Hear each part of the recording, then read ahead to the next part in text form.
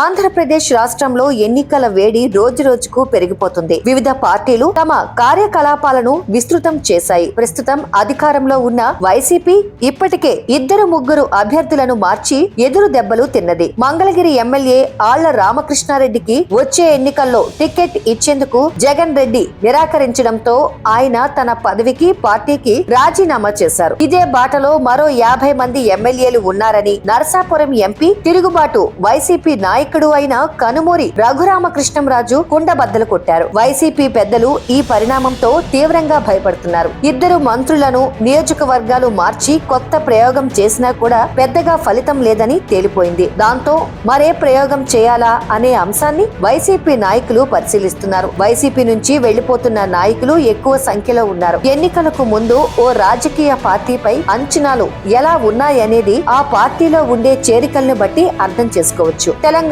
Assembly ఎన్నికల ముందు పరిస్థితి ఒక్కసారి మనం గమనిస్తే ఇది అర్థమవుతుంది. ఎన్నికలకు ముందు చాలా కాలం నుంచి కాంగ్రెస్ పార్టీలో చేరికల జోరు కొనసాగింది. టికెట్లు రావని తెలిసినా చాలా మంది నేతలు చేరిపోయారు. ఇప్పుడు ఏపీలో రాజకీయం వేడెక్కుతోంది. ఫిబ్రవరిలోనే ఎన్నికల షెడ్యూల్ వస్తుందన్న నమ్మకంతో అన్ని రాజకీయ పార్టీలు కార్యకలాపాలు పెంచాయి.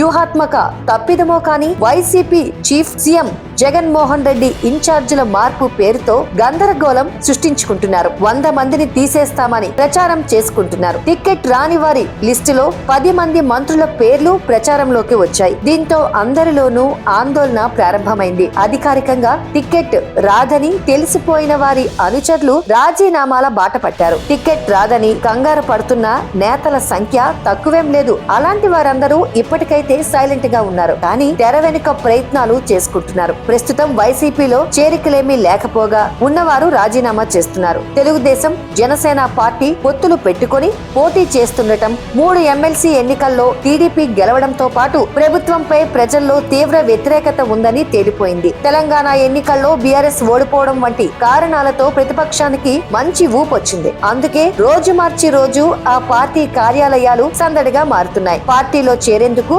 వివిధ నియోజకవర్గాల నుంచి జిల్లాల వారీగా వైసీపీకి చెందిన ద్వితీయ శ్రేణి నేతలు వస్తున్నారు. గురువారం టీడీపీ జనసేన కార్యాలయాల్లో జోరుగా చేరికలు జరిగాయి. కానీ మంగళగిరిలో వైసీపీ కార్యాలయం ముందు మాత్రం ఎలాంటి సందడి లేదు. మొత్తంగా వైసీపీ ప్రకటించిన ఇన్ఛార్జీలు మార్పు రాజకీయాల్లో అనూహ్యమైన మార్పులు తెచ్చాయి. అది వైసీపీ పెద్దలు ఊహించినట్లుగా పాజిటివ్ గా కాకుండా నెగిటివ్ గా ఉండటమే అసలు రాజకీయం.